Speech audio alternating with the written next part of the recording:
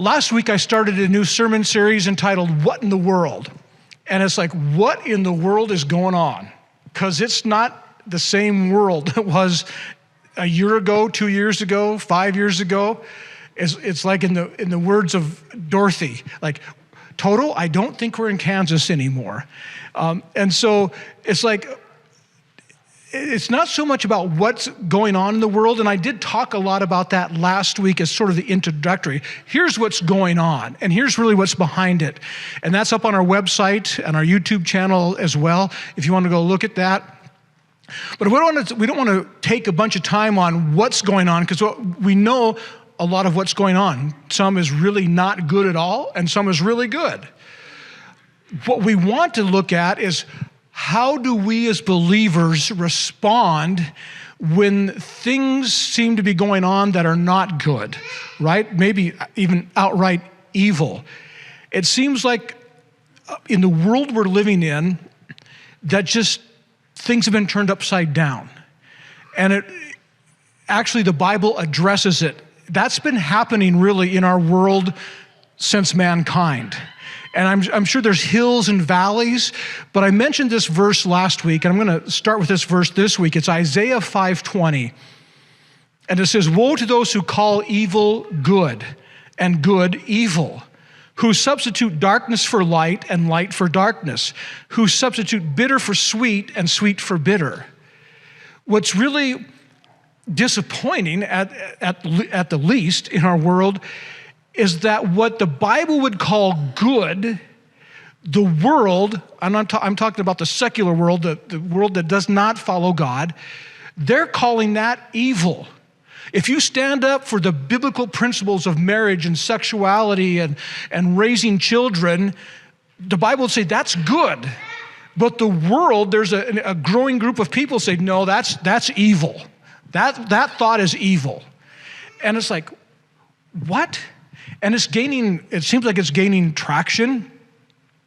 I talked a little bit last week about a group of people who are really moving towards global authoritarianism,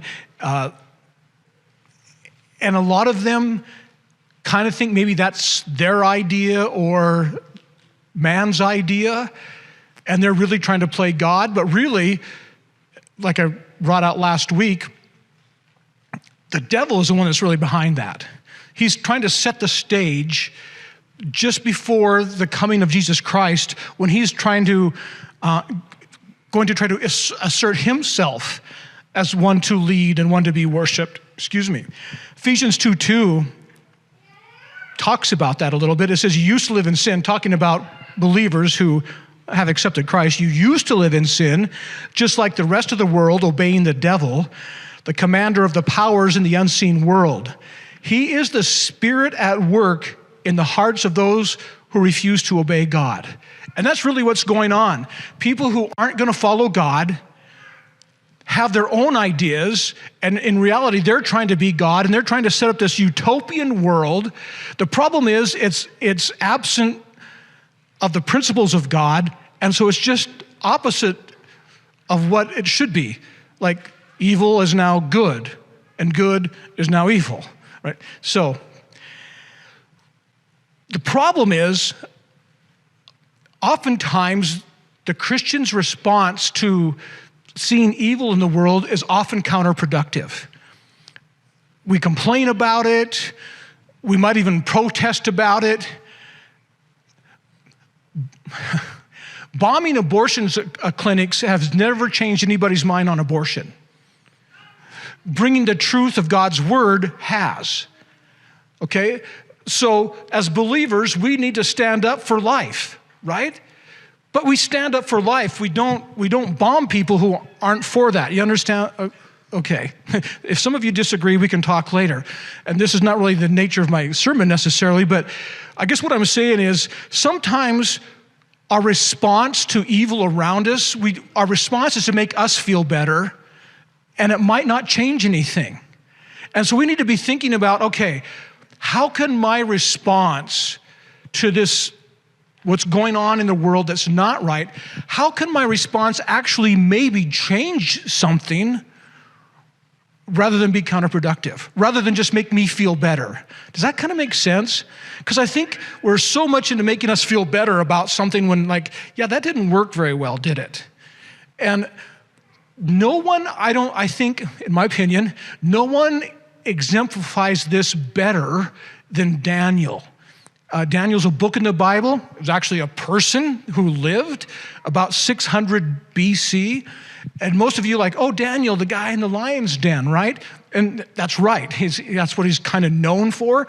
But there's so much more about Daniel's life that we can learn from. And we're going to talk about that today as we talk about our response. But I want to share one more verse, and I shared it last week, and I'm probably going to share it most of these weeks while we're in this sermon series, which is 5 weeks counting today. Isaiah 60, verse 1 and 2, is really a prophetic word from God. It's God speaking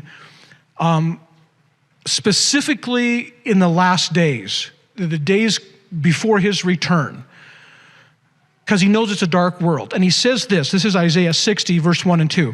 Arise, shine, for your light has come, and the glory of the Lord rises upon you. See, darkness covers the earth, and thick darkness over the peoples. But the Lord rises upon you, and his glory appears over you.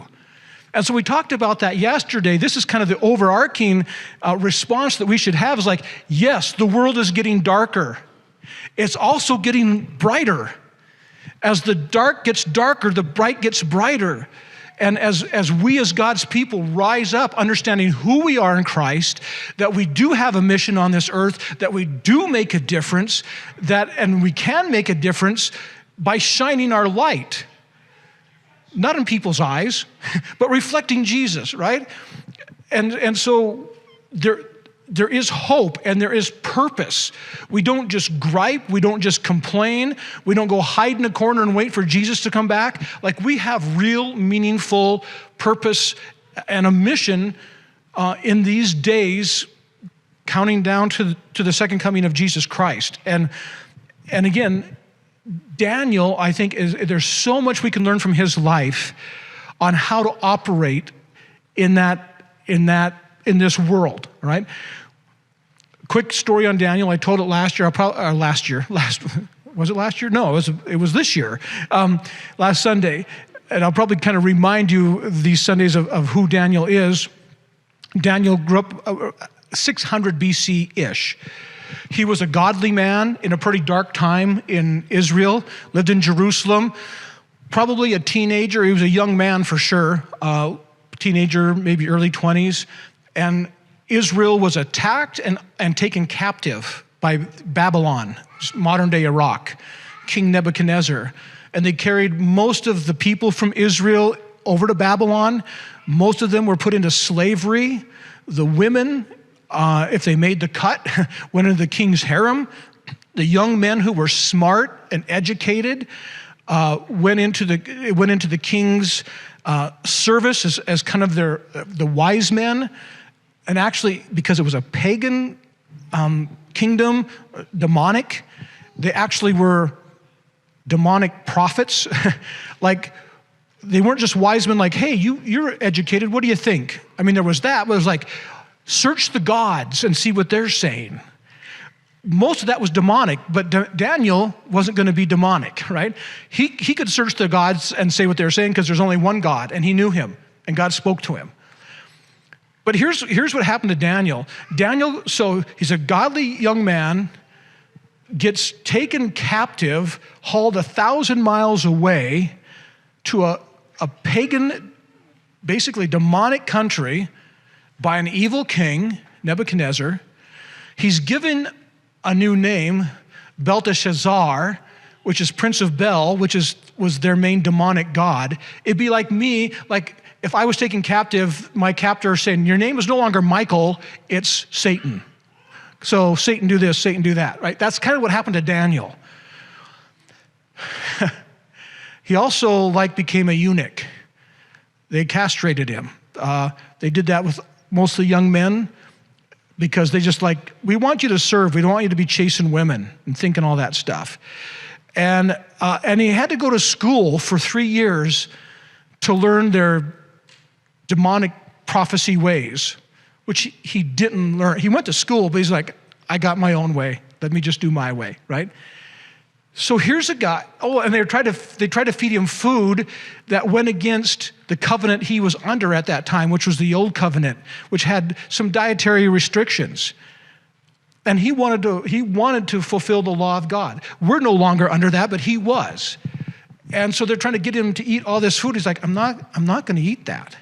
It looks good, but I'm going to honor God and his law. I'm going to obey him. Bottom line is, it was an evil world Daniel was thrust into, and things weren't really awesome, to say the least. Yet Daniel thrived, and he changed a nation, changed kings. He served under 4 kings. 3 of those kings made profession, well, I should say 2 of those kings made professions of faith in God. One came pretty close, Cyrus. One, not at all. But the king that took him captive, Nebuchadnezzar, at the end of his life, professed faith in God based on how Daniel served him and watching Daniel's light shine and Daniel's faith. It's like, wow, here's like the most powerful man in the world. And that time he was the most powerful man in the world. And he was evil. And yet at the end of his life, but it was a lot of years later, it wasn't any time soon, he came to faith in Christ because of Daniel. Like, that's amazing. Cyrus was a king, the last king that Daniel served under. He was so impressed with Daniel and the godly people that he said, no, you Jews need to go back to your homeland because your God is awesome. And so I'm going to send you home. Oh, and by the way, here's a big fat check to help you rebuild your city that Babylon destroyed. That was all due to Daniel plus his friends. Well, their Babylonian name was Shadrach, Meshach, and Abednego. You've heard of those guys. But based on their faith and the glory of the Lord that shone on them, kings did things. They had big changes in how they viewed God. And I just think that's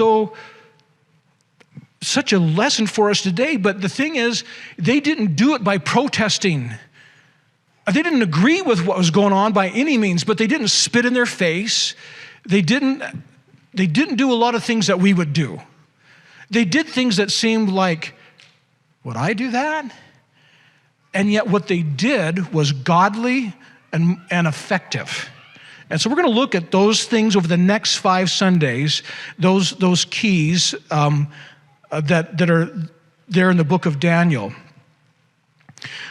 But I want to kind of go to a spot in Daniel where we're going to launch off for today.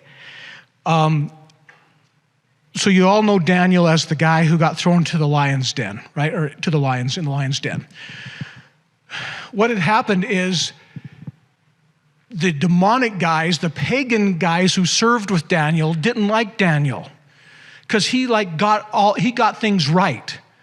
Like they were tapping into the demonic realm, which knows some stuff, but not all stuff. And they could get some stuff right, but they got a lot of stuff wrong.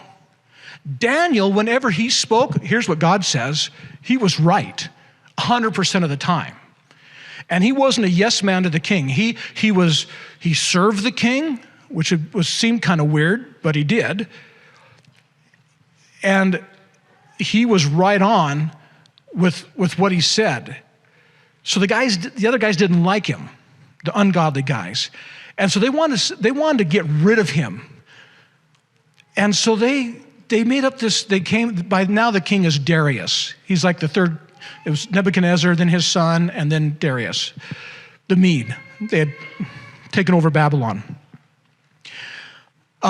So these guys come to Darius. Darius, you're so awesome. You know what we were all thinking? All those guys were talking, and we were thinking what would be really cool is if for the next 30 days, we just worshiped you. We don't worship any of our other gods. We don't pray to any other gods. We only worship you for the next 30 days. We were just talking, thinking that would be really awesome. So here's an edict. We already took the liberty of writing it up. All you need to do is like sign it, and it's a done deal. Of course, that appealed to his ego, right? And he signed it, not thinking of how that would affect Daniel, who he really admired. And Daniel was like second in command to him. And so when that came out, it's like, so let me read what happened. This is Daniel chapter 6, verse 10. But when Daniel learned that the law had been signed, he went home and knelt down as usual in his upstairs room with his windows open toward Jerusalem. He prayed 3 times a day, just as he had always done, giving thanks to God. He broke the edict that the king had just signed. And he didn't break it like, well, like he's by doing something he's never done. It's like, no, nobody is ever going to tell me I am not going to worship God. I will worship God. I will pray to God, and the only way you'll stop me from doing that is killing me. I mean, I'm paraphrasing, but that was his attitude. And so he was steadfast in his faith to God, no matter what it said. And by the way, it said, and the penalty was to be thrown in the lion's den. Right? So now you're up to speed in the story. So they say, Daniel's been praying, king, and so we got to throw him in the lion's den. And the king goes, I didn't even think of Daniel. Oh, that was stupid. And for the next day or two, he tried to figure out, how can I get Daniel out of this? And it's like, I can't, because this edict he'd signed could not be revoked. And so he's like, Daniel, I've tried to think of everything. I don't know what else to do. I got to throw you in the lion's den. I'm just hoping that your God will rescue you. I don't know. We'll see. Had him thrown in the lion's den. And if you ever went to Sunday school, you saw the flannel board. The lions didn't eat him. And so in the morning, the king rushes to the lion's den, figuring he's probably going to just see a mess. And he goes, Daniel, did your God rescue you? And he goes, praise the king. Yes, he did rescue me. I'm okay. And he said, oh. And so they pulled him out of the lion's den. And then he wrote this, Darius. Okay, now we're still Daniel 6, verse 25. Then King Darius sent this message to the people of every race and nation and language throughout the world. Get that. He's the world leader, and he's telling the whole world this, quote, peace and prosperity to you. I decree that everyone throughout my kingdom should tremble with fear before the God of Daniel, for he is the living God, and he will endure forever. His kingdom will never be destroyed, and his rule will never end. He rescues and saves his people. He performs miraculous signs and wonders in the heavens and on earth. He has rescued Daniel from the power of the lions. Verse 28, so Daniel prospered during the reign of Darius and the reign of Cyrus the Persian. Is that exciting or what? So here's an ungodly king. We would call him not atheist. We would call him, what's the word? Agnostic. Thank you. That's the word I'm looking for. Whoop, went away. We would call him agnostic. But when he saw the signs and the miracle of God and saw how God worked in Daniel's life, he's like, okay, I'm on board now. That's the real God. And I want the whole world to know it. That's significant. That's really significant. And the only reason Daniel got thrown in there because he's like, I'm not going to follow this edict. He made up his mind. I'm going to worship God and him alone. So again, I mentioned there's 5 keys that we're going to look at. There's probably more than that. But in the sermon series, starting today and the next 5 Sundays, 5 keys on how to live in a world of evil, not only live in it, but to impact it. How do we impact a world that's getting darker? And how do we make the bright spots brighter in the face of darkness? All right? So here's key number 1, obedience. And more specifically, obedience to God, obviously. Obedience simply means carrying out the word and will of another person. So when somebody says, I want you to do this, this is my will and this is my word, you either obey it or you don't obey it, right? That's obedience. And so we're going to look at 6 things about obedience today, because that was, I think, one of the biggest things that helped Daniel impact the world, really, under 3 different kings. Here's number 1. Obedience to God supersedes obedience to anyone or anything else. Supersedes means it goes above. There's nothing that can go above that. And you have to decide that, because Daniel had already decided this. He'd already decided, like, okay, I am not going to let, no matter what happens, no matter how I get threatened, I am not going to let anything supersede my obedience to God. Now, if I can be obedient to the king without being disobedient to God, I will do that. And he did that. There was so many areas in which Daniel was obedient to the king, all the 4 kings he served, when in every area where he could be obedient and serve them like the way they wanted to be served, he did it. But when it came down to where, like, no, I'm here to serve you, but you've asked me to do this, and I'm not going to do that. Or you've said, I can't do this, I have to do this. A New Testament example comes from Acts chapter 5, starting in verse 28. Peter and the apostles were preaching in Jerusalem. This is shortly after the death and resurrection of Christ.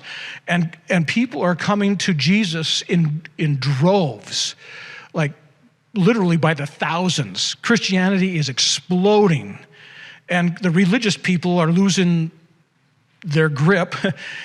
And they had him thrown in jail. And anyway, Acts 5 verse 28 says, this is the religious people talking to the apostles.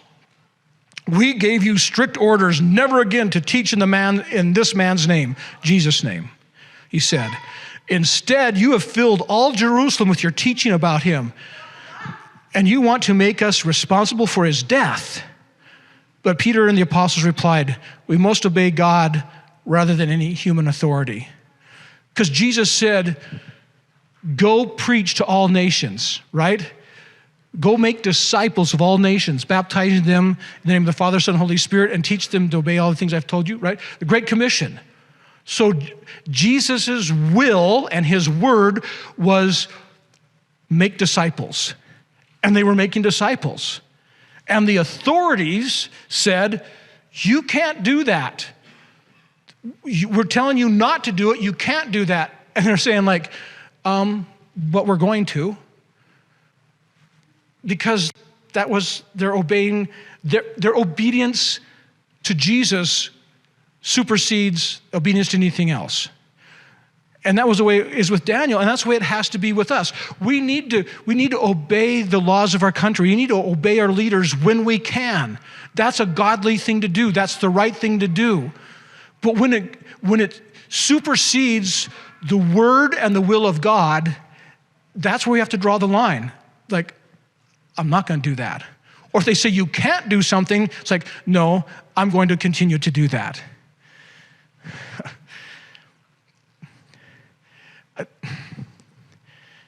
I know this ignites a lot of emotion, maybe, given the last couple of years. But as long as I'm pastor here, no authority is ever going to lock these doors. If we lock them for our own purposes, that's our deal, right? But no authority is ever going to come and say you have to lock your church. Like, we're not going to like, no, you don't have, like, well, yes, we have that authority. Well, we don't have to bow to that authority. Okay. I didn't say that to make a few people clap, because it makes also a few people mad. But all I'm just telling you is that we're going to worship God. We're going to worship God. And we're not going to hurt other people in our worship of God. We're not going to hurt other people in the worship of God, right? And we're not going to jeopardize lives for that, but we will worship God. Okay. Number 2, obedience starts with how we handle our thoughts. This is huge, and I think we don't think about this, pun intended. 2 Corinthians 10:5 says, we demolish arguments and every pretension that sets itself up against the knowledge of God. And we take captive every thought to make it obedient to Christ. It's about making right choices. The outcome of your life is the sum of your choices, right? You have choices to make minute by minute, hour by hour, day by day. And sometimes we just kind of get on autopilot and we make choices not even knowing we're making choices. We just do stuff. And it's like, sometimes it's just got like, whoa, time out.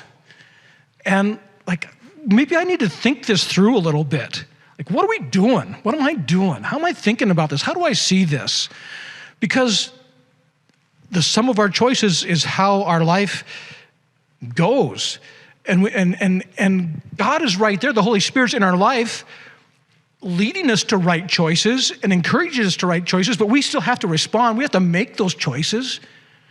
And if we don't take thoughts captive, like, well, hold up for a minute. Holy Spirit, what am I supposed to be doing here? Help me think this through. Then we can just like do what we do. And I think that's a big problem with our world now. We have so many people, Christian, non-Christian, believer, non-believer, that are just doing like a bunch of sheep, just doing what everybody else does, not thinking things through. Like, think this through a little bit. What are we doing here? Here's one thing I've learned and I'm trying to get better at. The most important part of decision making is to make them ahead of time. It was like Daniel decided ahead of time, here's what I'm going to do, here's what I'm not going to do. And I think sometimes we kind of wait till we get into the thick of things, like, oh, I got to make a decision. And I know sometimes there's, out of necessity, that's just the way it is. But I think there's a lot of times, more often than not, that we could have made a decision ahead of time. There's no time for hesitation or discussion when all hell's breaking loose. You know what I'm saying? Like when the wheels come off all of a sudden, it's like, no, I haven't really thought about how to think about this. Now, I know we can't think of everything, and I'm not asking you to fret over stuff that hasn't happened. I'm not saying that. What I am saying is you have to have principles in your life, guiding principles. Like this is what I will do, and nobody can sway me from that as far as obedience to God. And here's what I will not do as far as obedience to God. And you got to kind of solidify those things now, because when pressure comes, it's going to be harder then than it is now. So I would just encourage you from God's word to just start thinking some of these things through now. And when things start coming in and you see what's going on, like, okay, Lord, show me how I should think about this. Let me take these thoughts captive before I do something that is not in obedience to you. I know a lot of you, one of your favorite Bible verses, I know this is one of Perry Johnson's favorite verses, Proverbs chapter 3, verse 5 and 6. Says, trust in the Lord with all your heart and lean not on your own understanding. In all your ways submit to him, and he will make your path straight. It's like sometimes we don't know what to do. And we need, God, what do I need to do here? I don't know what to do. Or sometimes what it looks like the obedient path doesn't make sense to us. a really good book that I encourage you to read. We have it in our library. I think we have it for sale, and it's also in our library to check out. It's called Thriving in Babylon by Larry Osborne. And it's a lot of these principles are in that book. So again, it's Thriving in Babylon, if you're writing that down. Thriving in Babylon, Larry Osborne, Osborne. I actually had a chance to meet him and go to a conference and get into a small pastor's gathering with him. He's a pastor in San Diego. Great man of God, great guy, great author. His book, I believe, is really anointed. But he says this is a quote from his book. He says, when the path of obedience doesn't make sense, appears too costly, or doesn't seem to be working, we're quick to blaze our own trail. It's so true. It's like, okay, to be obedient, this is what I'm supposed to do. And you do it, well, it doesn't seem to be working. Well, yeah, talk to Daniel about that. You know what? There's no record of Daniel ever going back to Israel. It appears that he died a very old man in Babylon. That's what it appears. And and Nebuchadnezzar, it's so fast, you should just read it, right? Because the Bible is so interesting. But Nebuchadnezzar was a bad dude while Daniel was there for a long time. Like a long time. And it almost like he was getting worse. He had a mental breakdown.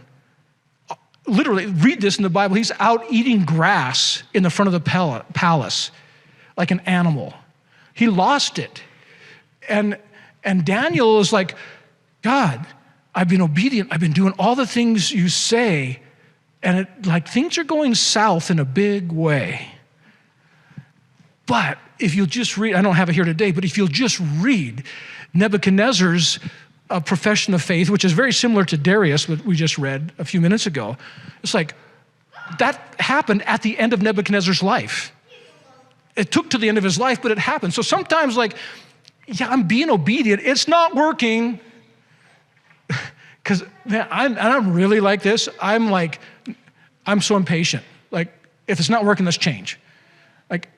Change can be good, and I get that, and some people never want to change. Sometimes I change too quickly because, well, that didn't work, let's move on. You didn't give enough time, right?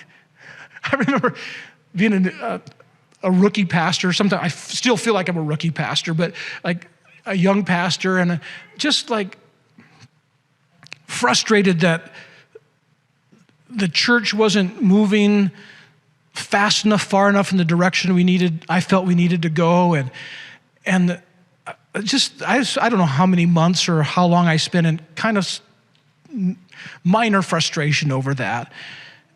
And the Lord just said, you're not driving a speedboat. You don't just pivot around. You're this is like a ship. And if you make these course corrections, 2 degrees at a time, someday your horizon will be very different.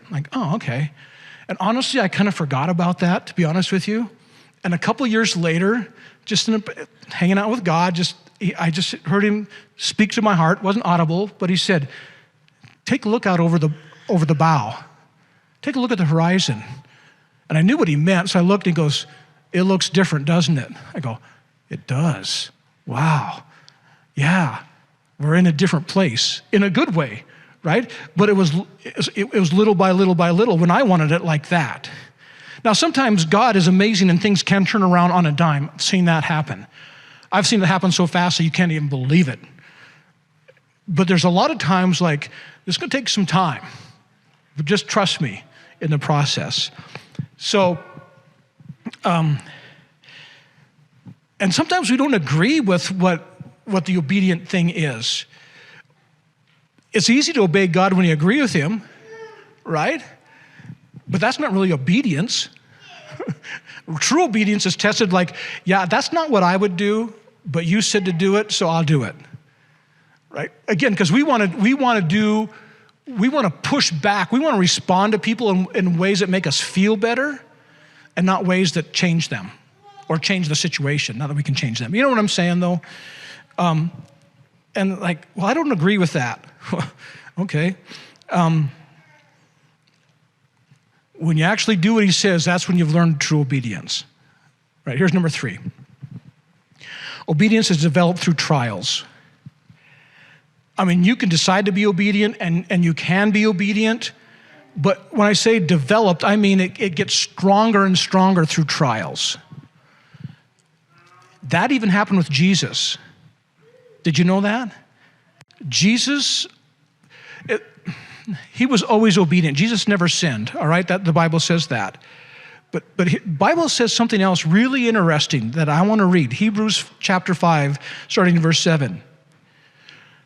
Remember, because Jesus is God, but he lived on this earth fully as a human. Fully God, fully man, all right? But he lived on the earth fully as man.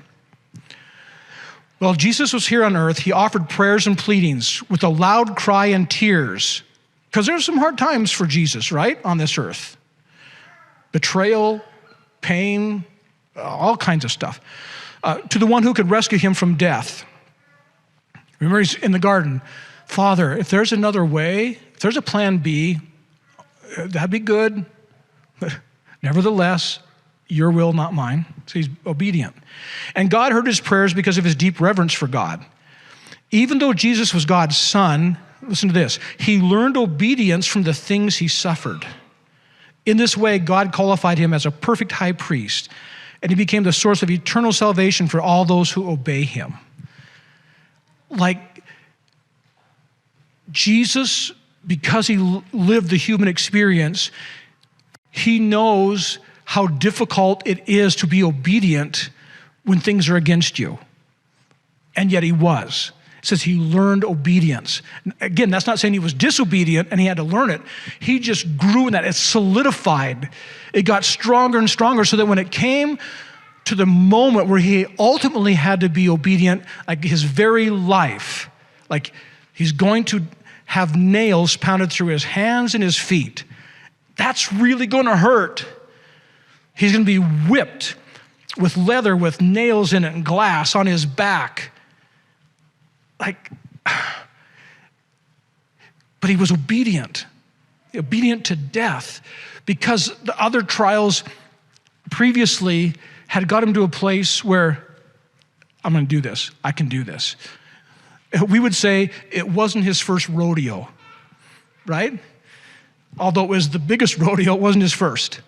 And so, again, we're going to talk about perspective in another week, but he had to have that perspective of this is a trial, but I'm going to be obedient.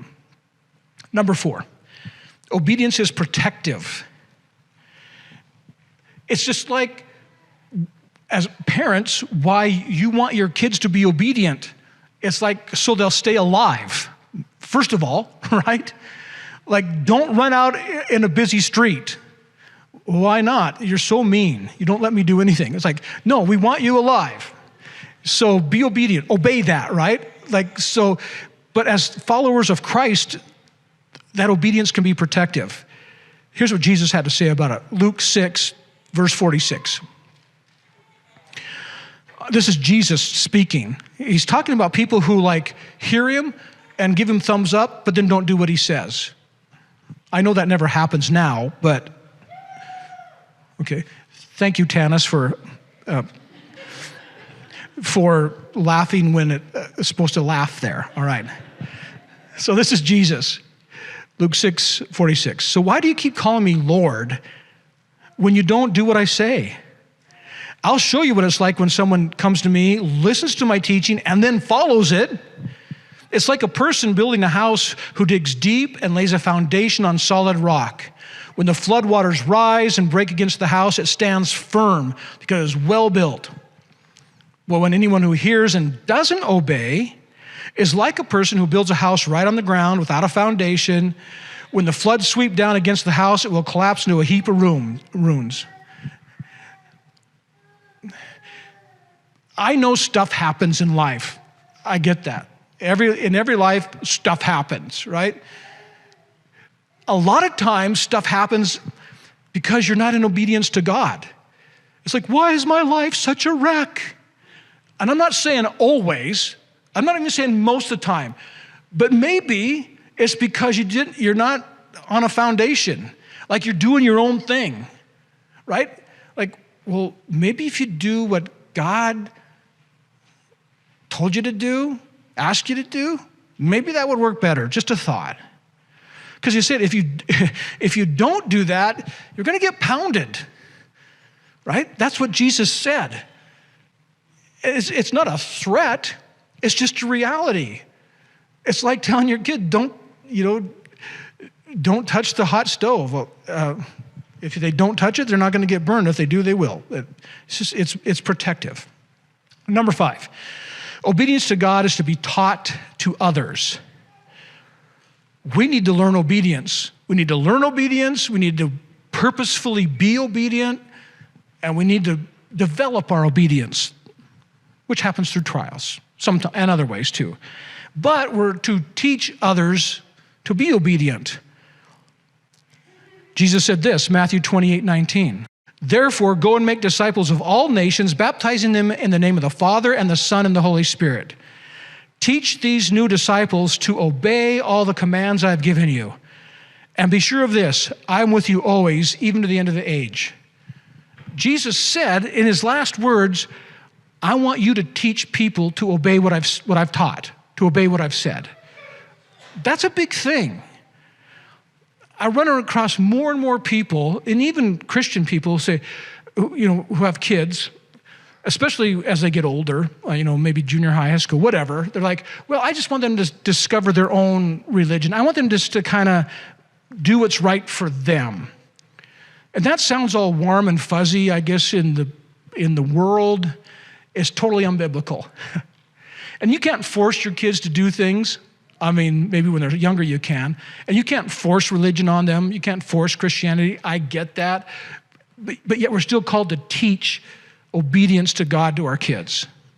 That's an important thing. And I think, again, that's almost like an evil thing now. Oh, you're indoctrinating your kid. Yeah, that's my right, not yours. Oh, sorry. Anyway.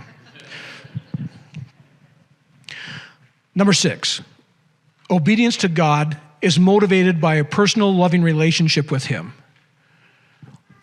Like I said, you can't force Christianity on your kids or your friends or your neighbors, and you can't make them obey God, but you can teach them, you can get them to a place where they're motivated to obey God. Not out of fear, because that doesn't work and that's not biblical. Not out of guilt, that's not biblical.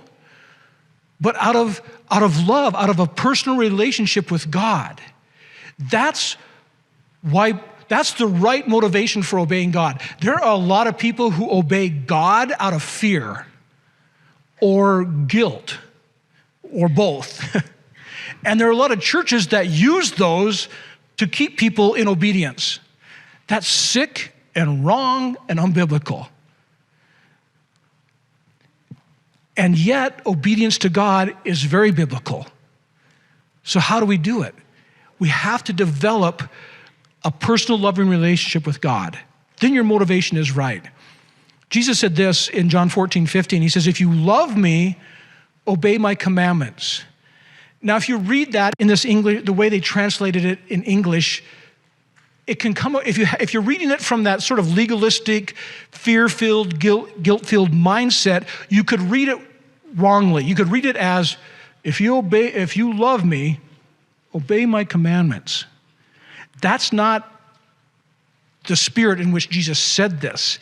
And that's not even the way it was written. In the original Greek language, it says, basically, I'm going to paraphrase it, because you love me, you'll obey my commandments. That's what he's really saying. Like, if you love me, like if you work on our relationship, you'll obey my commandments.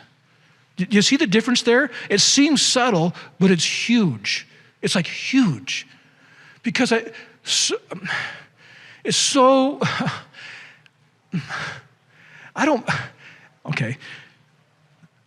Of the many things that are wrong with the church, that's one of them. It's like I don't think churches generally do a good job of helping people get the right motivation because they think fear and guilt works in keeping people obedient to God. It doesn't work. It causes rebellion. And it just doesn't work. And it's the wrong motivation. But if we help people develop a real, personal, loving relationship where they know God loves them completely and perfectly and amazingly, and that makes us want to love him. And in that relationship, it's like, no, I just want to do what you said because I love you, not because I'm scared or, there's fear of God that's reverent. Oh, I get that. But no, I'm not the bad fear, right? And it's not out of guilt. It's not in any of that. I just want to do the right thing because I love you and because I know you love me. You've done so much for me. And I know it's all protective for me. I get that. See, that's the right motivation. 1 John chapter 2, verse 3 says, and we can be sure that we know him, Jesus, if we obey his commandments. If someone says, I know God, but doesn't obey God's commandments, that person is a liar, not living in the truth. Could you be more clear, John? But those who obey God's word truly show how completely they love him. That's how we know we're living in him. Again, if you read this from a legalistic, fear-filled, guilt-filled background, you're going to read this wrongly. You're a liar if you don't do the right thing. You're not even a Christian. That's not what he's saying. Not saying that. He's saying, like, if you say you love God and you really do, you will do what he says. Not out of fear, not out of guilt, just because you have that relationship. Please, please get this. If you miss everything else in today's message, please get this. Because this will kind of take care of everything, that I've talked about today. Talk about obedience, right?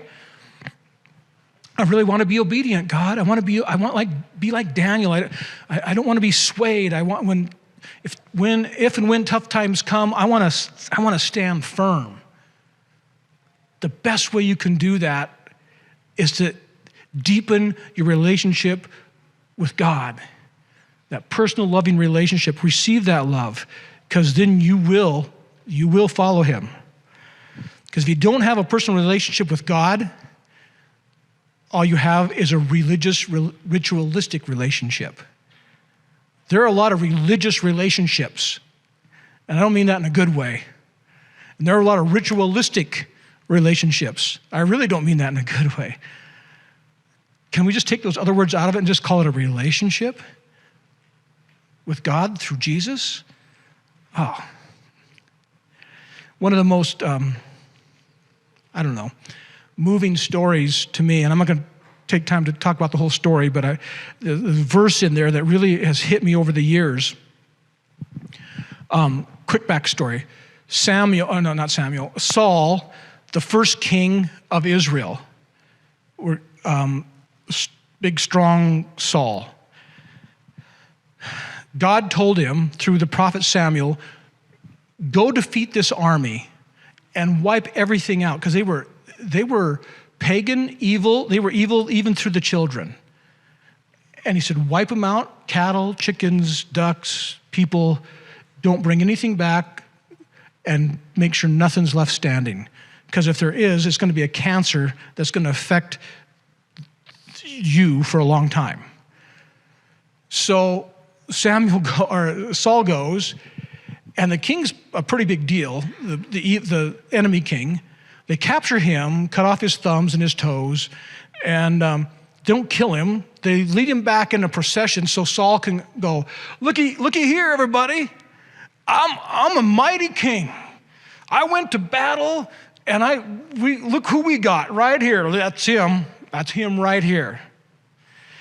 And not only that, but they brought a bunch of cattle and sheep back. They brought a bunch of plunder back. And Samuel meets him as he comes back in town and goes, like, what are you doing? And Saul's like, well, we won the battle. He goes like, what's the king doing here?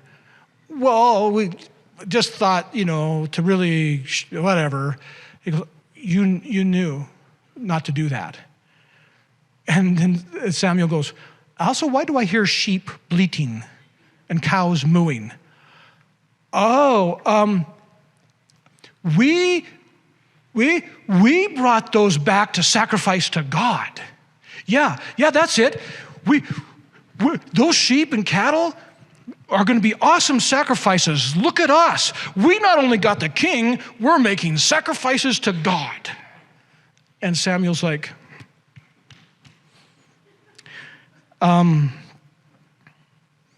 he said, you just lost your kingship, according to God. You're done. It wasn't Samuel's call, it was God's call. And this is the verse. 1 Samuel 15:22. Does the Lord have as much delight in burnt offerings and sacrifices as in obeying the voice of the Lord? It's a rhetorical question that's meant to say, no. Behold, to obey is better than sacrifice, and to pay attention is better than the fat of rams. It's like, we can get religious and think we're doing all this for God. Like, I'm doing all this for God. Like, I'm tithing, I'm going to church, I'm praying, I'm on the usher team, or whatever. I'm doing all this stuff for God.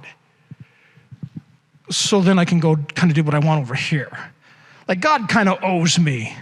Because I'm hitting it pretty hard for him over here. So he kind of owes me this over here. Now, nobody would say that, but come on. I think at some point we all struggle with that to some degree at some time in our life. Or am I the only one? Somebody please help me. Right? Because we do that to differing degrees, obviously, but we try to make something look religious when it's really just disobedience. Not that religious thing is disobedience, but what I'm saying is we use it to justify disobedience. Maybe that's what I'm saying. And it's like God was saying through Samuel, it's like, God, I'm stating this more strongly, but then maybe Samuel said, like, he doesn't care about your sacrifice. He cares about your heart. He cares about your obedience. He cares about your motivation. And you're all messed up. It's all about you and being all religious and being the man. It's like, forget the religiosity, just obey God, and the rest will come into place. And I just think that's such an encouragement. It's like, we do need to gather as God's people, and we do need to worship him, and that's right, and we're being obedient. When you come to church and gather, you're being obedient. When you give of your income, the first fruits of your income, you're being obedient. When you pray, you're being obedient. When you read God's word and learn it, you're being obedient. When you share Christ with others, you're being obedient. When you operate in the gifts of the Spirit, you're being obedient. That's awesome. And you should keep doing that. But please don't ever let it turn to some sort of empty religiosity, ritual, where you're just trying to placate God so you can do whatever the heck you want. Can I end now? Okay. I tell you, I've said this a lot, but if you're new, you're eating what I'm eating.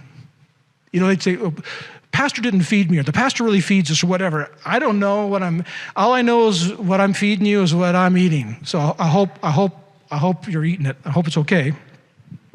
I feel like it's the word of God. I feel it's a word for today. Obedience. And I hope you get the right motivation for obedience. I hope you see it biblically as God wants you to have obedience, not as maybe the world or religiosity wants you to see obedience. It's two different things. But the point is, you need to make a decision today on whom you're going to serve, who you're going to serve. One of those two, right? You need to make a decision on that.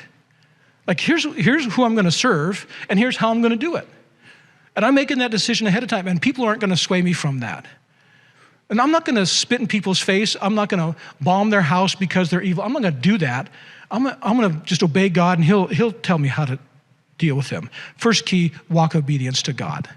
Why don't you stand as we close this morning? Prayer people, if you want to come up, as we close in a time of worship, we always want to have a time where the truth of God's word that the Holy Spirit lays in your heart can take seed, like it can germinate and produce fruit in your life. And so we just want to, like, we could dismiss right now and hopefully you've learned something, but I'm not preaching just for information, I'm preaching for transformation. Unless the preaching leads to, fruit in your life, it's not that useful. So I just want this, in the next 10 minutes, if you would just really hear from God, speak to God, solidify your obedience to Him. And especially in this time of worship, to deepen your personal loving relationship with Him so that obedience just happens. You don't hardly have to think about it. It's just what you do because of your relationship with God. Let me just pray that for you. Lord, you are perfect in every way.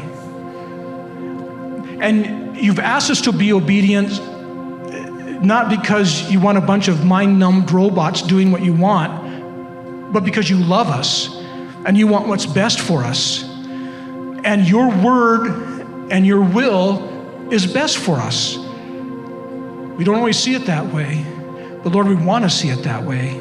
We want to be obedient to you because we know it's in our best interest and we know it glorifies you. And we know that it's going to have an impact in this dark world as we obey you. So Lord, solidify that in our hearts today, we ask in Jesus' name. Amen. As we continue on in worship, as we kind of solidify things here, our prayer time people are up front. You can come up for prayer for anything today, any need you have, financial need, health need, relational need, like maybe you're just in a funk. You don't know what you need. You just need somebody to speak into your life prophetically. Our prayer time people are up here to do that. Maybe you just want to solidify your obedience to God and you just want to agree with somebody on that. We invite you to do that as we close in this time of worship.